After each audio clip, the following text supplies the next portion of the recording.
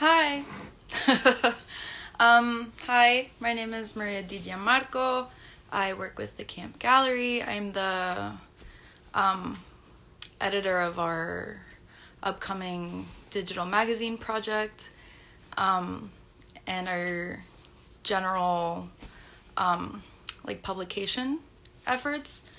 Today I'm going to be talking to Camp Gallery founder Melanie Prapopoulos and Camp creative Brianna Fernandez about curation and hi Laura about curation and their two recent exhibitions are OVR, which is an online viewing room, in case you don't know, Out of the Wild, a multimedia exploration into representations of the natural world, featuring a ton of camp and camp spotlight artists such as Carol Erb, Harry Skeggs, Giacomo Gianelli, and Every Year the Flowers Bloom, which is an online solo exhibition featuring works by Franck de las Mercedes, curated by Melanie and Brianna together.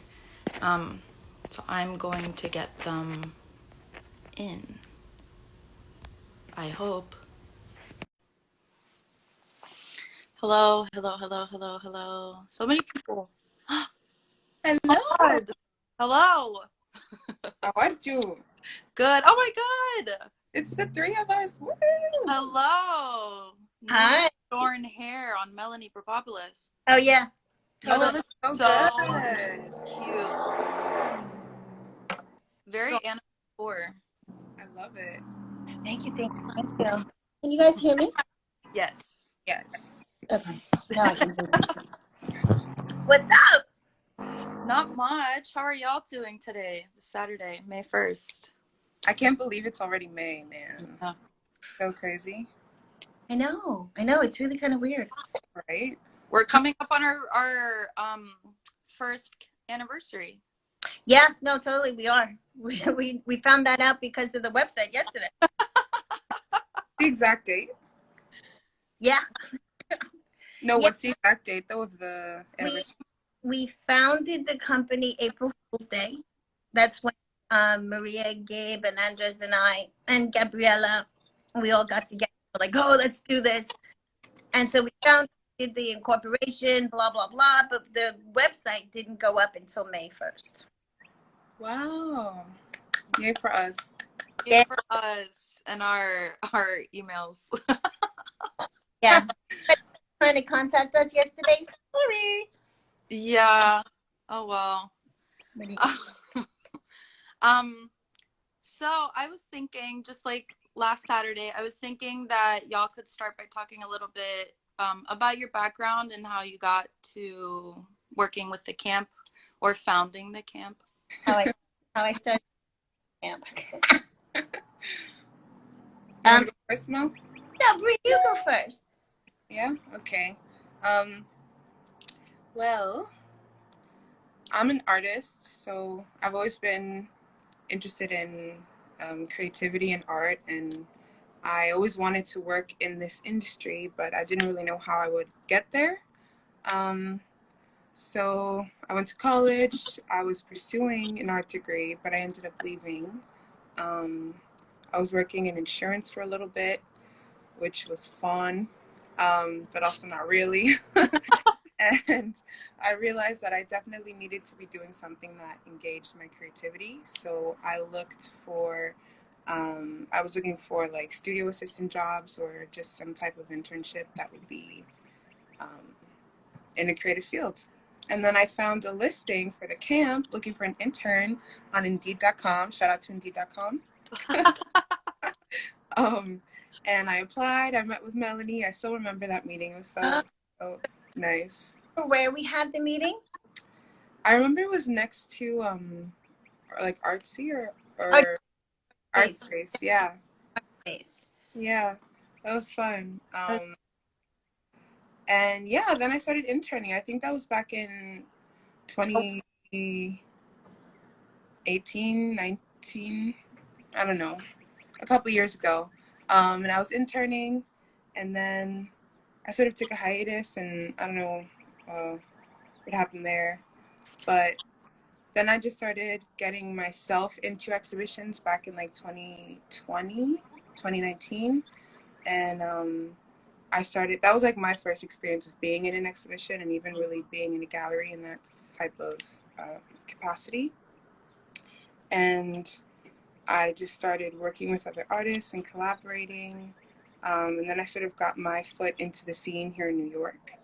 And then when the camp was at the spring break fair in 2020, right before the pandemic, Mel texted me and was like, "Hey, we're going to be in New York. Do you want to help?" And I was like, "Yes." And we linked up. And then I've been working with the camp ever since. And I got my first chance to curate last summer, around this time, actually. My first show was in May of last year. So yeah, that's me. Cool. It's a cool story.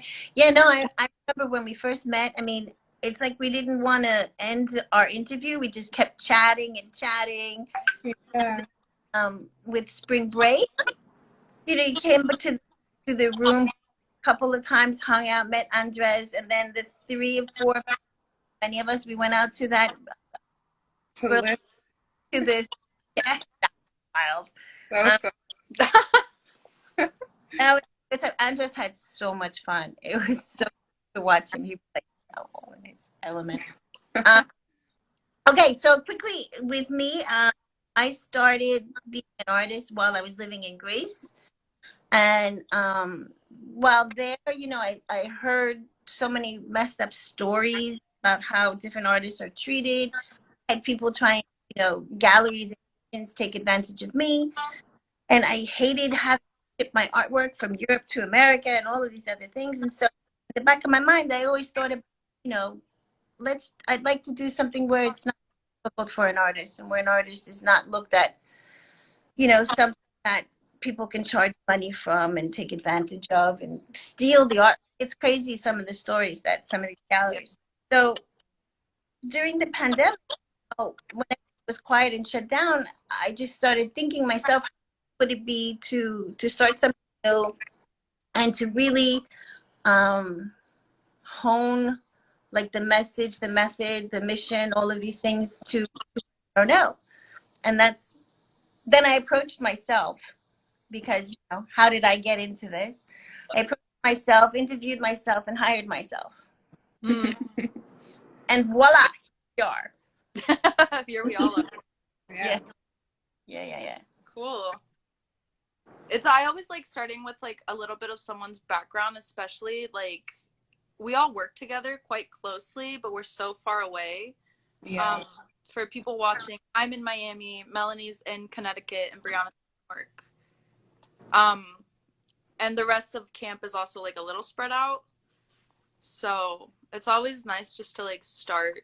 I almost said ground zero. That's not really that great. Yeah. The cool thing from the pandemic and having to, I'm sorry, no cool thing, but an interesting aspect or quality from it is because we were all spread out, it's forcing us to expand. So, yeah. We have put in Miami.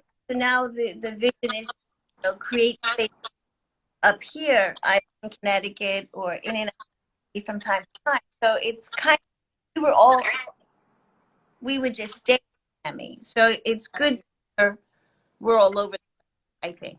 Right. Yeah. At least all over the East Coast. Yeah, maybe one like stuck in Ibiza or something. That'd be nice. And then open a gallery in Ibiza. I'm down. Or Seychelles. I like the sound of that. Okay. Let's somebody go to Seychelles. On my way.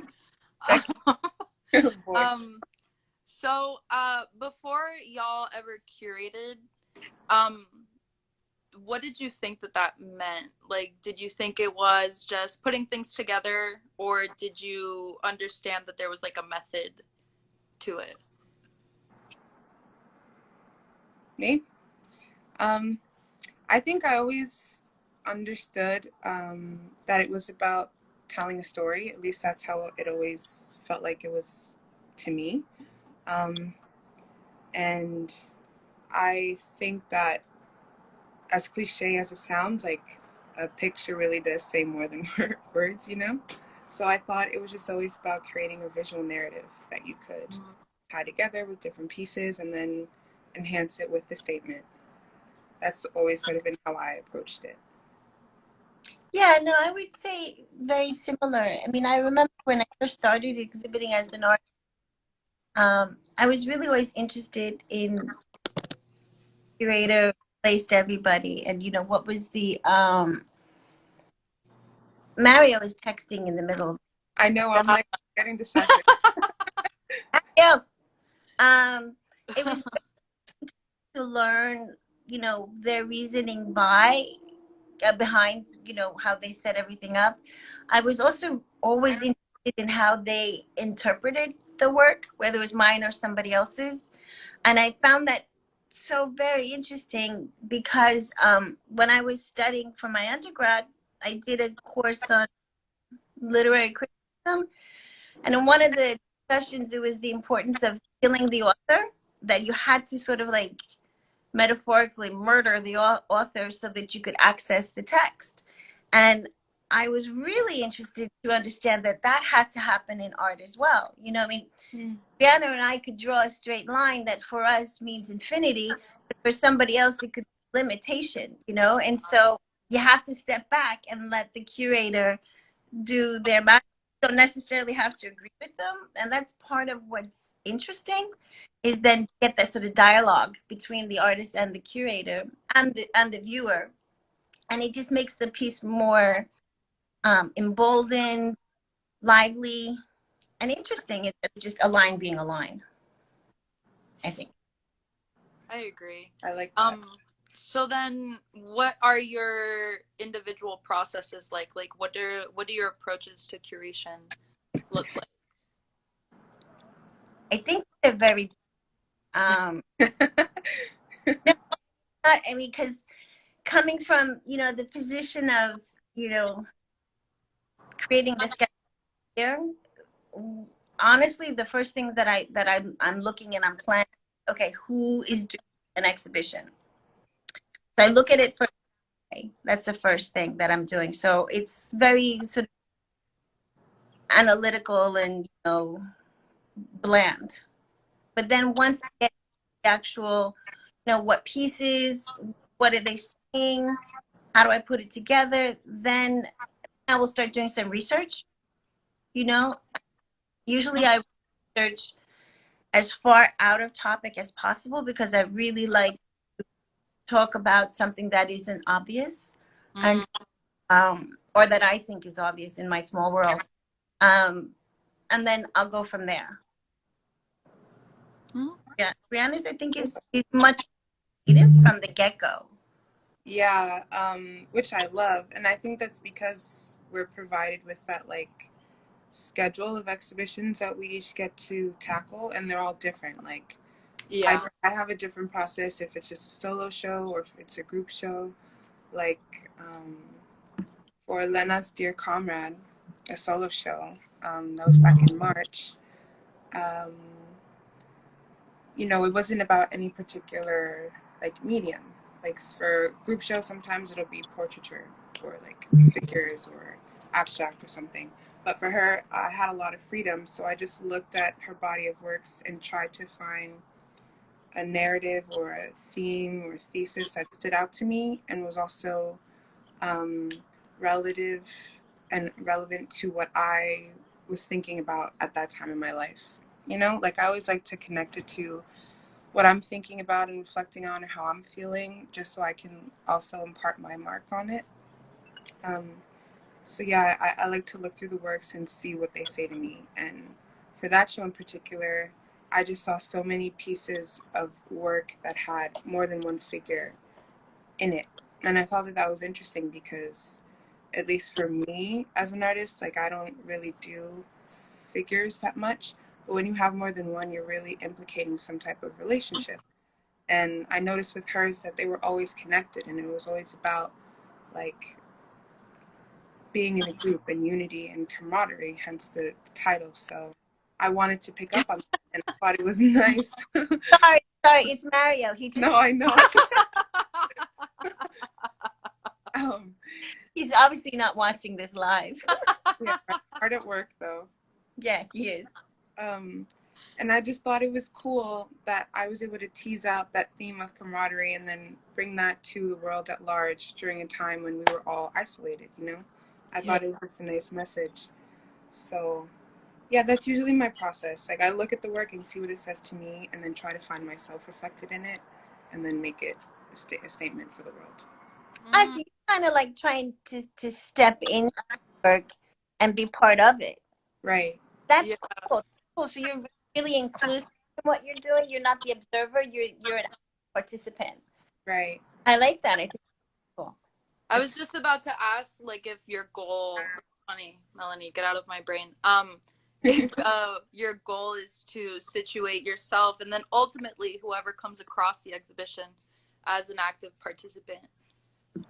I don't know necessarily if it's like a conscious goal, but I think grounded in like anything that I do, I try to bring the humanness out of it and just relate to it as a human. And I feel like when I do that, obviously anyone else can sort of put themselves in the position that I'm coming at, whatever project it is, because we're all just human, you know? So, yeah.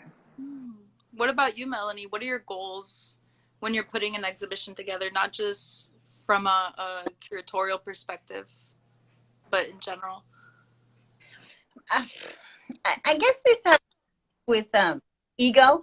I want to make a buzz. I want people to look at a work and say, huh, I never considered that. I totally agree with you, curator, you're it, whatever. I want to get reaction from people. I don't want them just to, be in a gallery or a museum and just walk by and go, I want them to, respond to first all the time heartache and stress and pleasure that the artist has put into it. And then also all the heartache, stress, and pleasure that the curator, me, it's like, it's not the same as, the person who creates the art. The curator is exposed as the artist is. Mm-hmm. Right. So, I mean, it can get stressful. I mean, last year's online virtual reality gallery show, Which you both curated. That yes. was so fun. Oh man, we have to stop doing this together. No, I love it. It was stressful. I mean, I didn't know, especially considering what was going on last year, that for me the most important thing people to understand that this plan just because what was going on, but that it was, it's something that I'd wanted to do for a very long time, but that you guys were all getting for the whole thing. So the main goal is some sort of to start a conversation. That's what I want most of all. And I don't like things to be predictable. I was just writing to one of our artists who has an exhibition in the gallery later this year, and I was saying, one of the things that we pride ourselves is in our conversational curation. Like, I'm not a fan of, linear installations or, I want it to be as interesting. If that makes somebody look at it like, the wall like this. I'm cool with that. I'm totally cool with that. Right. So how do all of these concepts, how do these translate to your current exhibitions? I'd like to start with Melanie. You curated our current OVR, which is titled Out of the Wild, a multimedia exploration into representations of the natural world. I do long. It is very long. Right, Maureen? I almost kept it to Out of the Wild, but I think that the whole title is quite beautiful, and it's also representative of the exhibition itself. There's 2, 4, 6, 8, 9 artists, with a bunch of pieces each. If anyone watching wants to view it, it's in our link in the bio. Yay, link Link in bio. Link in bio. So you want to know what was my goal with that exhibition? How does your process and your desire to provoke conversation and reaction, how did this translate to Out of the Wild? Okay. So the environment is a, a really charged topic. It's something that we take for granted. Um, it's something that we abuse. With staying at home in the beginning of the pandemic, saw how nature was sort of coming back and taking back its space, which was so cool. I'm so drowning in nature here with all the wild stuff like that. And so I wanted also to sort of like take pure wildlife photography like that of Harry Skeggs, who's known for photographing big, massive animals, powerful animals in Africa or wherever he is at the moment. And I wanted to pair it up, have it stand up against works like Nicolina Petolas, who makes these compositions, and both of the Alices as well. They make these soft, surreal compositions where either there's representations of a stark nature, as seen in Alice, or in Nicolina and Carol, and Nicolina, Carol, and Alice, you have these sort of soft, gentle representations of nature, some where the animals take on human characteristics or we're cohabiting beautifully with them, or animals are taking over. And I wanted to contrast these two to discuss about wildlife and what's going on in the environment. And then with Julia, who normally draws, she started last year working on fabric, and she sent me some snapshots of snapshots. Who says snapshots? You do. I know, screenshots of a work in progress, and it brought back, like I was there, to the Middle Ages and how beautiful embroidery and tapestry and all that other stuff was. She's the reason I want to do so, is because seeing those pieces, said I need to do with this. I need to take this technique that which is so old, and put it against pure photography and then digital photography as well. And I just wanted to make a conversation about the environment and those poor animals. I shouldn't laugh because it's very true. Those poor. No, it is. It's really... I think you did that successfully. I think that the way everybody's online perspectives have that conversation between themselves, I think you were very successful in just displaying, one, the variety of nature, like in general, but also, I don't know how to say it. I'm drawing a blank, but also how it can be beautiful in ways that we don't normally think it's beautiful. Does that make sense? Yeah, there's also the notion that through photography, like the conversation around photography when it first starts, and people's fear about stealing like that, and the very act of shooting a camera, it's so much better than shooting a gun. Still be in the process of shooting and preserving and catching. Photography catches us all in a moment that can then become immortal. So that's another thing that all of us have done, either with whatever their medium is, they've made this the subject of their work, immortal. And that we're all looking. I mean, that's the human condition, and I guess the animal condition too. Yeah. Right. It's them. I mean, they're amazed by all of them. Looking at each and every one of the pieces, I was just floored. I mean, when it comes to Harry, I'm like, as soon as we can travel, I want to go on safari. See you later. I'm gone for a month. Okay. And then I want to know how your process and your approach to curation, and your goals, how translated to Frank de las Mercedes online solo show, Every Year the Flowers Bloom. Get Brianna, you can do that one first. Brianna. Really? Well, I mean, And hold on, wait. Let me explain how that show was done, so people. yeah, I think you should go first. Yeah. No. Meaning that I wrote the statement, I sent it over to Brianna, and I said, Brianna, have at it. Choose these works. Choose the works that you best feel represent the theme and the story behind the exhibition. We added more to her original selection, but that's we totally split the exhibition. But two very different minds working on one project. So now go ahead, Bri. Well, I think this one wasn't that hard to sort of put together because this statement and also Frank's return to the topic sort of just picked everything out for us, you know? Yeah, I mean, the show is about the cyclical nature of reality. Spring returns every year, but also how that's mimicked in Frank's return to the subject of flowers and the power and representation flowers have as a way of expressing and embodying what creativity does and provides for the world, naturally.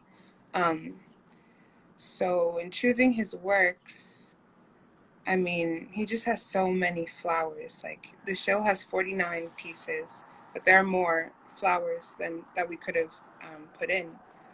But we wanted to have the full breadth of his experience with flowers, so that's from 2014 to about 2020. I think he has 2021 flowers too, but they weren't in the show. And yeah, I just wanted to pick a few from each stage of his sort of meditation on the subject to show how it expands over time, how it stays the same, how it deepens. Yeah. Beautiful answer. Nice. Nicely said. Yeah. Years ago, Frank sent me a video of him making, not a flower, I don't remember what it was, but he makes so much noise when he's painting. Normally, is, you with the brush, you've got your things, or you're gently with the spatula, or you're whatever it is, whatever you, usually pretty quiet thing. There's a lot of background noise going on. But when Frank is painting, often paints with a spatula knife. And sorry, there's like World War IV happening here. With the geese? With the geese, yeah. I heard about this. Totally insane. And they're coming back, and they were trying to kill each other this morning, and now they're back. And a hawk is trying to, guys, this is crazy. Oh my God. Anyway, sorry. So it sounds, when Frank is painting, it's a version of like people working in like street work, drilling, digging, and turning things up. And so I had that in the back of my mind, and it was, spring. And so I was thinking then about the violence of, flowers and stuff having to break through the ground. And so, I was trying to carry his method to what actually happens in nature. And that's what I wanted to talk about. But then notions of, like Persephone and, rebirth. And Frank is always an explosion of color, no matter what he's doing. Yes. And it was perfect subject works to sort of welcome in spring and that sort of, ancient renewal of season that dates back to the ancient world. Right. That's I love though your observation on and connection between his like studio practice and the budding of flowers and construction, and because I think that's such a visceral experience, and that's what you have when you look at his works too. That is Frank. I mean, he's an explosive artist. Truly. Loads his energy, his desire onto whatever he's working, and he doesn't approach his canvas subtly. I mean, Right. of course he has his moments. All artists have moments where, you know, they feel whatever they feel, but, you know, he gets through that, and then he just goes, you know, and he just, voila, you have, you know, a bouquet of peonies or poppies. Yeah. So how often then does the plan on paper, the proverbial papers, a lot of our work has gone digital. How often does the plan on paper match the final result? What do you mean by that? Like, so you plan out an exhibition, you write your statement, you pick all the pieces, and you have a vision in mind, right? Mm-hmm. How often is that vision executed like perfectly? I'm gonna go first just because I feel like mine's a little bit easier answer. I think since every single exhibition I've curated has been online, there are a lot less variables that I have to deal with, and it's a lot more of a controlled environment. So I would say it's pretty like 100% accurate from what I envision it to be to what it ends up being. Yeah, but I would imagine with exhibitions in the gallery and having to install, and maybe if the artist you're exhibiting is in the area and you're like working with them face to face, there would be more considerations in the process. But for me, it's been nice to have all the power, is what I'm saying. She's power hungry. We're turning her into a monster. Oh. Yeah, I mean, online exhibitions they do go as you plan them. I mean, with the OVR, we had some problems. Gabe was helping me out with that a little bit with loading it to the software. Gabe. Dave. Gabe, whoever. That was a little, you know, but that was just technical stuff. The work still stayed the same, and the statement stayed the same. When it's in a gallery or at a fair, anything can happen. Anything can happen where, you know, I remember years ago, works of, we decided to do a bunch of works, and they were unframed, and we wanted to like these behind not to hurt the paper. Well, at the fair that this was happening, they're aced, so all the work on the ground. So then we tried something else, and pinning, and that didn't. So I mean, you can have a lot of things go when it's live, you know, when it's in the gallery. I would think that rarely does the plan happen the way you want it when in actual, and that's not necessarily anybody's fault. It could, Right. you know, where's the light? Where does the light come in? What is the work be damaged by light? Is, you know, textile? Is it paper? Is it photography? Does it have to be framed? Can we not this? Can we not that? Blah blah blah. The artist doesn't have that much involvement with the curation. The way that, you know, they create, like pass it over to us, and then we have to come up with how we're going to present it, and that. You know, we all work together, same goal. Yeah. Do you have a preference? Like, do you, between just like regular online exhibitions, OVR, physical exhibition? No, I hate them both. No, I mean that they each have their stressors. You know, Right. neither. I hate that there's the stress involved. That's what I mean. I wish that, you know, it would, you know, like what tulips and no problems. You know, like if you have an actual exhibition, you're worried about how people are going to respond to it, and you're going to, you know, be facing them all face to face. If it's online, you're not sure whether people are really getting the right feel from the filter of the screen. that would be the negatives for both, but the positives for both outweigh all of the negatives without a shadow of a doubt. Mm. Brianna, the light on your face is so cool. Oh yeah, I have a little what do you call those? Like prisms, light prisms. Ooh. Gotta get me one of We have a question from a young man named Mario Rodriguez. Ooh. He wants to know how come no one is talking about Melanie's fabulous bob. We did, Mario. We did. Wasn't here. He was busy texting us. Yeah, annoying.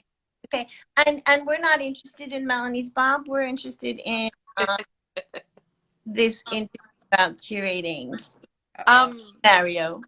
So speaking of curating, no, so that said, even though there are stressors involved, like with everything, do you have any favorite challenges when it comes to curating exhibitions? Favorite challenge. Getting it done. Yeah, that's a good one. What's your favorite challenge? Maybe that's my challenge. I don't know that I would have it. Doing something unique and avoiding. I don't know. I mean, it's impossible to do everything unexpected, but to be able to do anything unexpected possible. Nice. Yeah, otherwise it's stale. I mean, Yes. But there's a have to be careful that you don't get too pitch in what you're doing. Like even if you want to do a really interesting curation, it still needs to be analytical in some way. It just can't be, that looks that way. Right. Yeah, I think that's my favorite challenge too. Just like having to verbalize why I chose certain pieces and why they're connected. And yeah, I think that's my favorite thing. Because when you look at art, everyone sees something different. So to be able to get someone else to see your vision, that's such a personal and I don't know, I think it's fun. I just think it's fun. It's hard, but it's fun. Yeah, definitely. It's also really affirming. Yeah. The process. For it. The greatest affirmation is when the artist is happy. That is, I mean, sometimes, I'll write a statement or I'll put different artists together that maybe they haven't been together before. And it's with a little bit of trepidation, Right. And so far I haven't had anybody ever complain, thank God. But when they come back, like, yeah, that's exactly what I meant. And oh my God. And you're on cloud nine. Yes, I did a good job. Yeah. You also experiment quite a lot, Melanie, because I always come back to last August, I believe it was, in our old space when you put Kotan and Beatriz Chachamovitz together, just because like they like gave you the vibe. I want to do that again. That will happen next year for sure. To artists that we think next time I'll let you guys get involved and help me too. But two artists that seem to have the same similar voice, artistic voice, but have never met. That was so much fun. Yeah. Maybe it was residency in Connecticut. Ooh.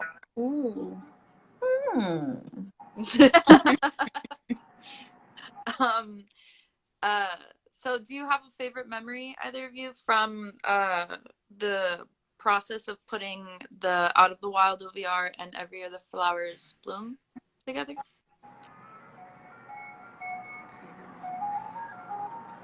Hey, is that an Oh, what? An ice cream truck? Yes, it is. It's going by right now. Oh, now you gotta do this outside your house and get some ice cream. Yeah, you should. We should. I think the best, honestly, was Frank's response to my statement. Nice. That's true. Said, I paint with words. And I just found that such a lovely thing. It's so, you know, it really, you know, you feel like, yeah, okay, I'm doing something okay, you know. With the OVR, just seeing it all come together, because you know, you guys know I don't have Photoshop skills or anything like that, so it's all in my head. Right. Able to actually see it come together as I was imagining it was so rewarding. Nice. Your I turn. I co-sign Frank's observation that you paint with words. Yeah. Thank you. Same. No, it's fun. I think my favorite moment working on Frank's was when I did the viewing room on Art Logic, just because I think the power of that show is in seeing the pieces together side by side. And in the viewing room, I kind of got to imagine how that would look. So that's when it really came to life for me, and I got excited about it. Yeah. My favorite moment. Maria, what was your favorite moment of these shows that Brianna and I did? Why do we have to do all the talking? Last week I did a bunch of talking. If you want to see me talk, you can visit last week's IGTV. Ooh. No, just kidding. My favorite moment, so for both of them, my favorite moment was because I put the link tree together a couple times a month since things are always changing. I loved getting to like explore the different I guess manifestations of Every Year the Flowers Bloom, and it really drove home that whole cyclical nature of reality concept that Brianna spoke about a little bit ago. And it's also, it was really nice to like look at Frank's work again. When I first started working for you, Frank was part of a group exhibition, and his work was in black and white. So I hadn't really seen Frank's color work. This is different. Yeah, and the themes were kind of similar but starkly different at the same time. One, the black and white works had like a political tone to them. And this one just had like a beautiful like celebration of life vibe to them. So I really enjoyed getting to see it just across the board, because like I looked at it on RT, I looked at it on Art Logic, I looked at it like in our back office, and each time I saw something different. I had a my favorite piece every time, which is my favorite thing about exhibitions in general. With the OVR, I think walking through it and getting to look at everybody's work so up close was my favorite thing, especially like Julia Ronchetti's work and Harry Skegg's photographs. And Khotan's as well. Actually, I really enjoyed looking at Khotan's in the OVR. Yeah, there's so much psychology in those. I mean, yeah, Freud would have a field day. Like, yeah. Though I really love looking at them. They're just, I don't know, they speak to my imagination. And so my last question for the both of you has been, what has been the biggest lesson that you've learned through either the curation of these exhibitions or curation in general? Loaded. anything possible. Ooh. Nice. Yeah, no, really. I mean, you can not force manipulate or anything like that, but you can find a way to make anything work. You know, as long as you take the hand of the viewer along in your statement, and you guide them the way that you want them to be guided. Right. No, I think that, because I mean the OVR, it was a challenge. How do I take wildlife photography and also show textile that's so mythological? How do I do that? You know, and I found out that I can't. Right. Yeah. I think similarly, that that there's always meaning, and there's always a connection and a story, even if it's not in your face. Like, you can find it. It's begging to be found. We're We're so deep. Who knew? Who knew? I knew. Yeah, I think we all knew. No. I think something one of my favorite things about us, like, as a group, is that we have these conversations off Instagram Live quite often. It's a privilege to have them on Instagram Live. Yeah. No, it's so cool. I mean, so how people, not just the artists, but people who are follow us or collectors to know who we are, how we think, what are our goals, what is our journey, and how we're getting, how we're moving along on our journey. Now, being able to share this with people, I know what is going to back office basically of a gallery, especially if I'm an artist, I want to put my artwork there, or if I'm a collector and I want to buy something. I would want to know who are the people. Yeah. And I think, like, to your comment of, like, we're so deep, I think it's true. And I think that's why, like, even though we all come from different backgrounds, and we have different stories. Yeah. We're all connected to this job as more than just an occupation. It's a passion, and we feel connected to it on many different levels and for many different reasons. No. Yeah. Absolutely. Yeah, and that is where both the artists and myself are so lucky, because you guys you drive me crazy. You guys are every single one of every single person that has any part is amazing and dedicated, and so protective of the artists and of camp. I mean, it's a beautiful thing for me, to look back, and watch you guys, and I say to myself quite often, Dad, we're really, really lucky. I mean, these kids, because I call you guys the kids, these really, they like doing, and then the artists are always telling, the artists are always telling, like, Dave is so good. Maria on point, Brianna's dedicated, Chloe is, engaged. Bella, not many know Bella, but when from face to face, but conversation always there. The artists, they're like right on point, and it's not every. I'm imagining. I don't think that it's a gallery that has this, this connection and depth and dedication that the camp crew has. I mean, it's just wow. This is a great team. It really is. Yeah. I think it's pretty cool. I'm digging it.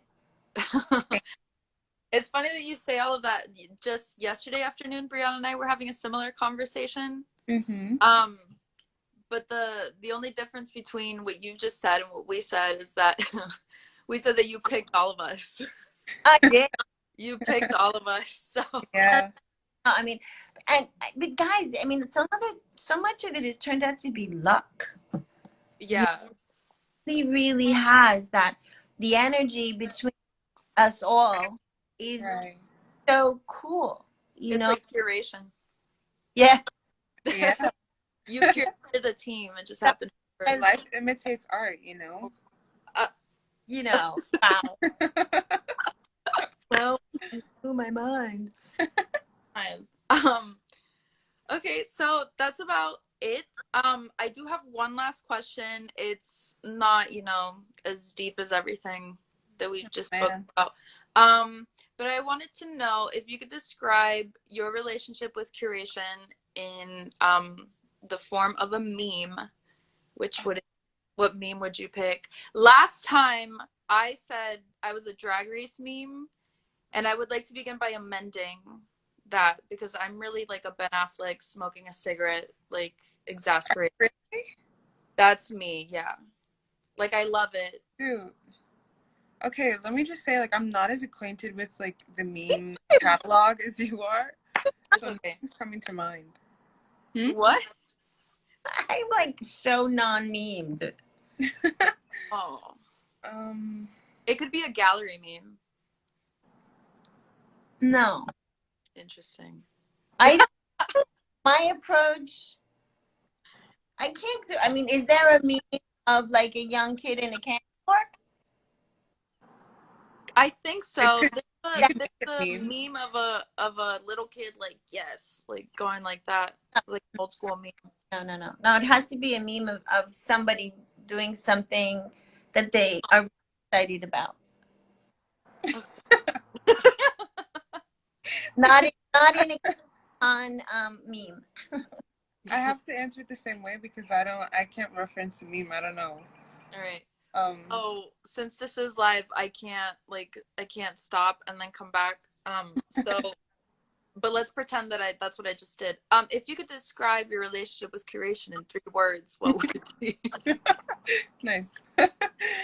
Mine is Ben Affleck smoking. Go ahead, Brianna. I'm thinking. 3 words: curation, me and curation, exploration, innovation, and wonderment. I would say self-reflection. I should have said that. Self-reflection. I want to also use exploration. I'm sorry, it's a good one. And I don't own it. production, perhaps. I think those are my 3. Production, like productive or like output, or is Like that output? Like output. Very nice. Beautiful. Well, thank both of you for having this early Saturday afternoon conversation with me. If you've stuck around and you want to look at Melanie and Brianna and Melanie's online exhibitions, you can do so by heading to our link in bio. Link in bio. Link in bio. Thanks for tuning in. Thanks Bye. for having me. Bye. Bye.